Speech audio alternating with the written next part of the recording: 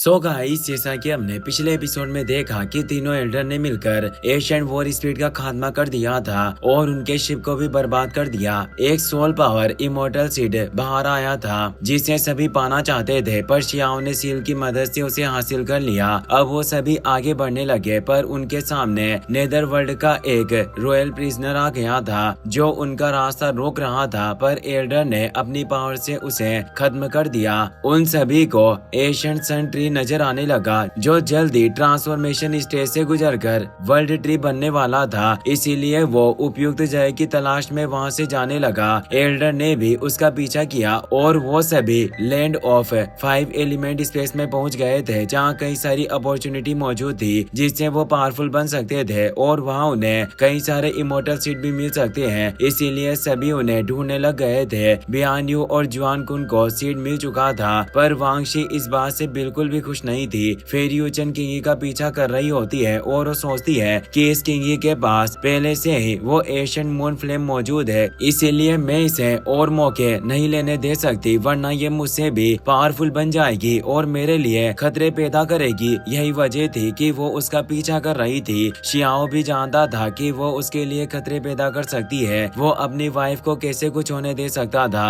वो किंगी के पास चला गया और उसे कहता है कि अब हम साथ में आगे बढ़ेंगे और वो तेजी से वहाँ से निकल जाते हैं। फेरी यूचन को शियाओ पर काफी ज्यादा गुस्सा आता है क्योंकि वो हर बार किंगी को बचा लेता था। किंगी शियाओ से कहती है कि तुमने फेरी यूचन को कई बार परेशान किया है, मुझे लगता है कि वो तुमसे काफी ज्यादा नाराज हो गई होगी। शियाओ कहता है कि तुम चिंता ना करो, एक दिन मैं तुम्हारी पूरी तरीके से इंट्रीगेट होने में मदद करूंगा और तुम ही अपनी बॉडी का डोमिनेट करोगी, जिससे वो फेरी यूचन कुछ नहीं कर पाएगी। पर तभी उन दोनों पर एक हमला होता है, पर वो दोनों ही दूर होकर बच जाते हैं, लेकिन अब एंडलेस स्वॉर्ड अटैक होने लगते हैं। शियाओ अपनी एनर्जी से उन्हें रोकने लग गया और कहता है कि ये काफी शार्प स्वॉर्ड हो रहा है, पर ये हमला कौन कर रहा है? हो सकता है कि यहाँ आसपास कोई सेलेस्टियल स्वॉर्ड मौजूद हो जो ये हमला कर रही है। किंगी अपनी ग्रीन मून फ्लेम का इस्तेमाल करके इस जगह को चेक करने लगती है। उसे मैग्मा से भरी हुई एक मेटेलिक लिक्विड लेक नजर आती है। किंगी हैरान थी क्योंकि उसे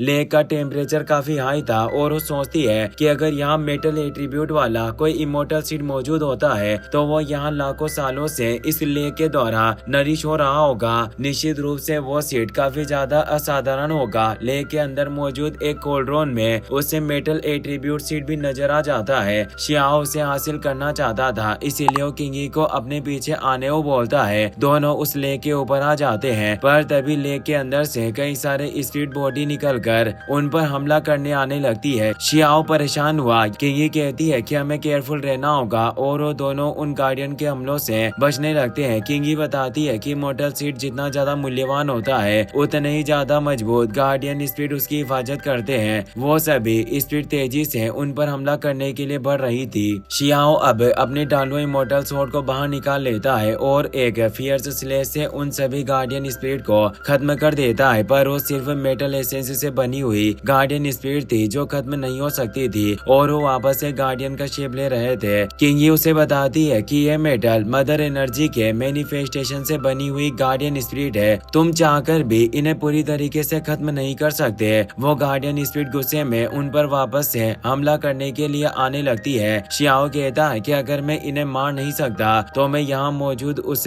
मेटल एट्रीब्यूट सीड को हासिल कर लूंगा, फिर ये गार्डियन स्पिरिट हमारा कुछ भी नहीं बिगाड़ पाएगी। वो कुनपेंग टेक्निक को एक्टिवेट करके कुनपेंग को उस मैग्मा में भेजकर उस फर्नेस को निगल लेता है, जिससे कुनपेंग फिनिक्स रूप में बदलकर शियाओ को वो मेटल एट्रीब्यूट सीड दे देती है। अब वो सारे गार्डियन भी नष्ट हो जाते हैं। ये एक टॉप क्वालिटी का सीड था जिसे देख शियाओ खुश हुआ कि मेरे हाथ एक अपर क्लास सीड लगा है, पर दुर्भाग्य से ये मेरी बॉडी के एट्रीब्यूट के साथ मैच नहीं करता, इसीलिए वो उसे किंगी को सौंप देता है और उसे कहता है कि तुम्हें इस सीड को एब्जॉर्ब करने की कोशिश करनी चाहिए। किंगी अपनी ग्रीन मून फ्लेम के साथ उस सीड को निगल लेती है, जिससे किंगी को महसूस होता है कि मेरी ग्रीन मून फ्लेम ने इस सीड को निगलकर इसे जीवन शक्ति के रूप में बदल दिया है, जिससे उसकी पावर और ज्यादा बढ़ गई थी। शियाओ को भी एहसास हो गया था कि ये अपनी ग्रीन मून फ्लेम की वजह से कई तरह के सेलेस्टियल सीड एसेंस को निगल सकती है। मुझे डर है कि तुम्हारी ये काबिलियत उस वर्ल्ड ट्री से भी बेहतर है और वो 5 एलिमेंट सीड्स जो यहाँ मौजूद है, क्या उससे तुम्हारी बॉडी को रीइंकार्नेशन हो सकता है, यानी वो पुनर्जन्म ले सकती है। किंगी शर्मा जाती है और कहती है कि तुम आखिर क्या कह रहे हो, क्या तुम्हारे अंदर मेरे प्रति अजीब विचार पनप रहा है, उल्टा सीधा मत सोचो। तभी उन पर हमला होने लगता है क्योंकि वहाँ पर इमोर्टल एशियन एकेडमी का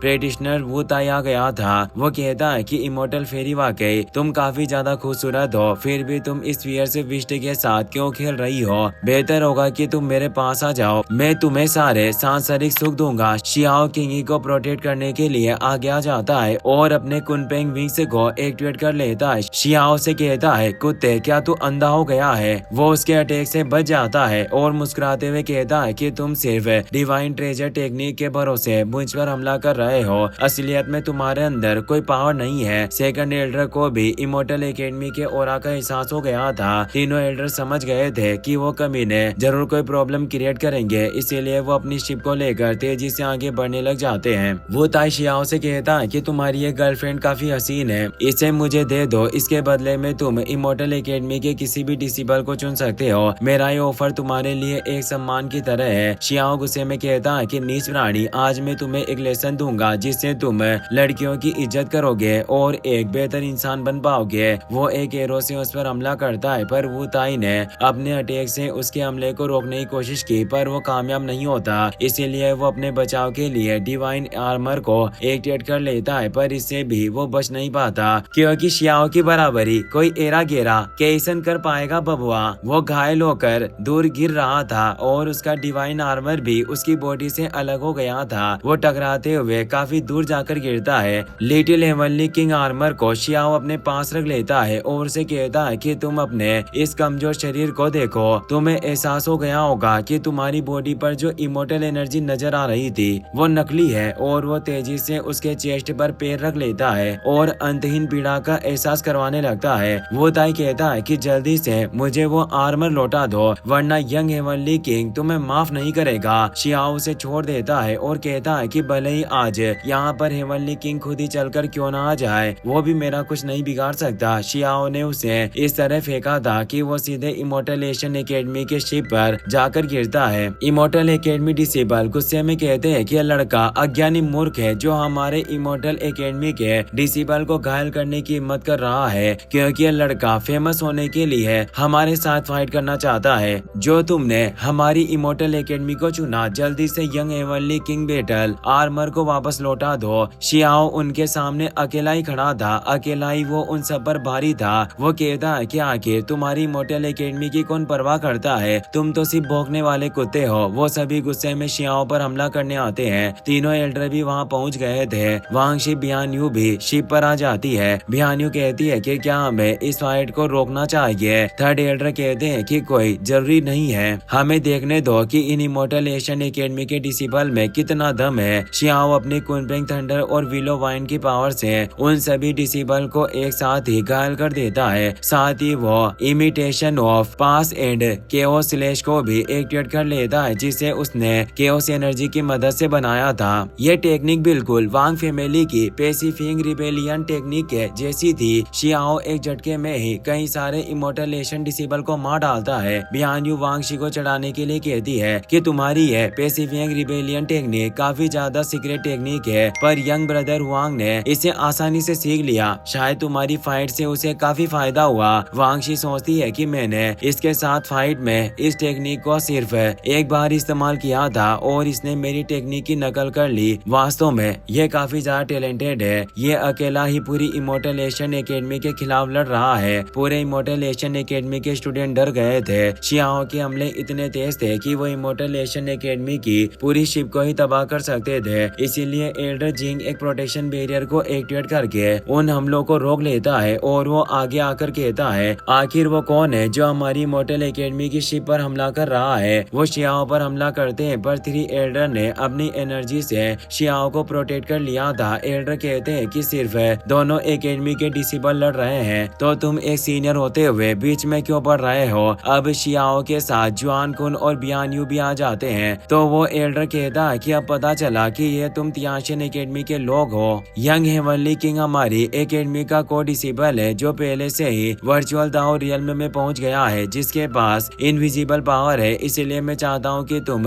वो ताई का आर्मर उसे वापस लौटा दो और हम आज के इस मामले को भूल जाएंगे जैसे कुछ हुआ ही ना हो। पर शियाओ कोई जवाब नहीं दे रहा था, इसीलिए वो पूछते हैं कि तुम इसके बारे में आखिर क्या सोचते हो। शियाओ कहता है कि वू ताई ने पहले मेरे ऊपर हमला किया था, इसीलिए वो आर्मर मेरे लड़ाई की एक ट्रॉफी की तरह है। मैं नहीं जानता कि तुम किस यंग हेवनली किंग की बात कर रहे हो। एल्डर जिंग सोचता है कि यह तियानशेन के तीनों डिसेबल हेवनली किंग को लेकर बिल्कुल भी चिंतित नहीं है। क्या ग्रेट एल्डर यहाँ मौजूद हो सकते हैं? अगर वो यहाँ हुए तो हमारी जान खतरे में हो सकती है। इसीलिए वो कहता है कि अगर तुम शांति से इस मामले को नहीं सुलझाना चाहते तो मैं यहीं रहकर यंग हेवनली किंग के आने का इंतजार करूंगा। मुझे लगता है कि तियानशेन एकेडमी भी यहाँ पर उन 5 डीमंस सीलिंग हेवनली ट्रेजर की तलाश में आई है जो इस जगह के 5 एलिमेंट फॉर्मेशन के रिवर से कोर की तरह है जो इस जगह पर गहराई से छिपे हुए हैं। हमें उस डिवाइन मेडिसिन गार्डन का सीन दिखाया जाता है जहाँ एंटी 5 एलिमेंट्स सीट मौजूद है और इस जगह पर केवल डिवाइन रियल्म के पेटिशनरी प्रवेश कर सकते थे। इसीलिए एल्डर जिंग बोला,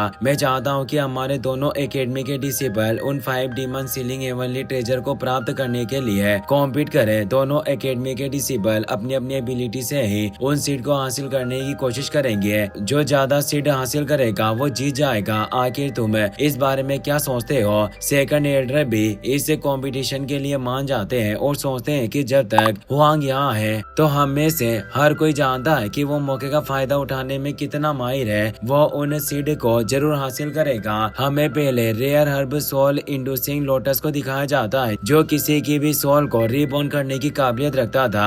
इसे पाने के लिए बैटल शुरू हो गई। ये फर्स्ट राउंड था। सभी उस सोल इंडूसिंग लोटस की तरफ बढ़ रहे थे। इमोर्टल एशियन एकेडमी का डिसेबल फेंग यू शियाओ पर हमला करने लगा, पर शियाओ ने मुनतुओ वांग शी के साथ उसे भी दूर कर दिया और उसे लोटस को हासिल कर लेता है। ऐलान किया जाता है कि फर्स्ट राउंड तियानशेन एकेडमी के वांग ने जीत लिया है और अब दूसरी हर्ब के बारे में बताया जाता है जो फिनिक्स ग्रास होती है, जो बॉडी को क्लीन करने के साथ फिजिक को मजबूत बना सकती थी। पर इसे इमोर्टल एकेडमी का लुओफेंग हासिल कर लेता है जिससे वो जीत गया था। और तीसरा आइटम इविल ड्रैगन मेडिसिन था जो ड्रैगन फिस्ट को रिफाइन करने की काबिलियत रखती है जिससे हर कोई उसे हासिल करना चाहते थे। पर उस जगह पर जहाँ यह आइटम मौजूद था वहाँ तियानजी पहुँच गया था, पर उसे फेंग्यू रोक रहा था। वो कहता है कि मैंने तुम्हारे बारे में काफी कुछ सुना है, क्या तुम्हारे अंदर मुझसे लड़ने की हिम्मत है? पर तियानजी कहता है कि तुम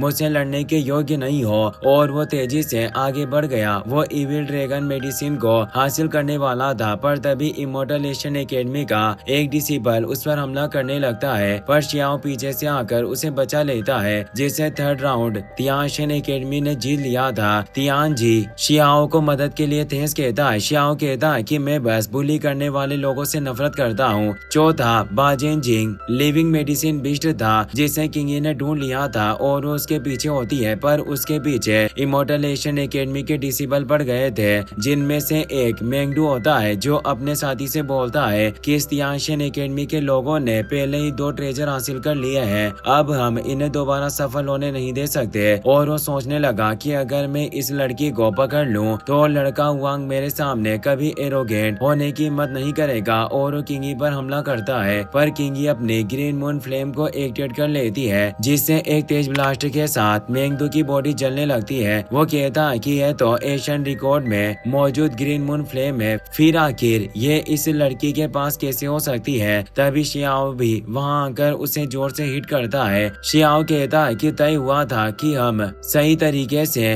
कॉम्पीट करेंगे, पर तुम धोखा कर रहे हो। किंगी को कुछ होने लग गया था जिससे शियाओ को उसकी फिक्र होने लगी। किंगी को एक विजन आता है जिसमें उसे ग्रीन मून फ्लेम बॉडी नजर आ रही थी, पर तभी शियाओ की आवाज से वो होश में आ जाती है। शियाओ कहता है कि क्या तुम्हारी बॉडी वाकई ग्रीन मून इमोर्टल रिइंकार्नेशन बॉडी है? शियाओ ने भी उस बॉडी को देखा था, पर किंगी इनकार करते हुए कहती है कि इस दुनिया में मौजूद महान लोगों ने पहले ही ये साबित कर दिया है कि पुनर्जन्म जैसा कुछ नहीं होता, इसीलिए वो जरूर किसी तरह की विरासत होनी चाहिए। और वो उसे बाजेन जिंग लिविंग मेडिसिन बिस्टे के पीछे जाते हैं। शियाओ और किंगी ने उसे घेर लिया था, पर मेंगडू डरा नहीं था। वो कहता है कि अगर मैं इसे हासिल नहीं कर सकता तो इसे फिर कोई भी हासिल नहीं कर पाएगा। वो चट्टानों को गिराकर उन पर हमला करता है। शियाओ और किंगी इस हमले से बच जाते हैं, पर वो बाजेन जिंग लिविंग मेडिसिन बिस्ट बचकर निकल गया था। तभी एक एक तेज रोशनी प्रकट होती है। किंगी कहती है कि यह जरूर 5 डीमन सीलिंग हेवनली सीड है जो यहाँ प्रकट हुआ है। वीडियो पसंद आया हो तो लाइक करना और आप इस वीडियो को हाइप करके हमें सपोर्ट भी कर सकते हैं। आपका तहे दिल से शुक्रिया। Thanks for watching.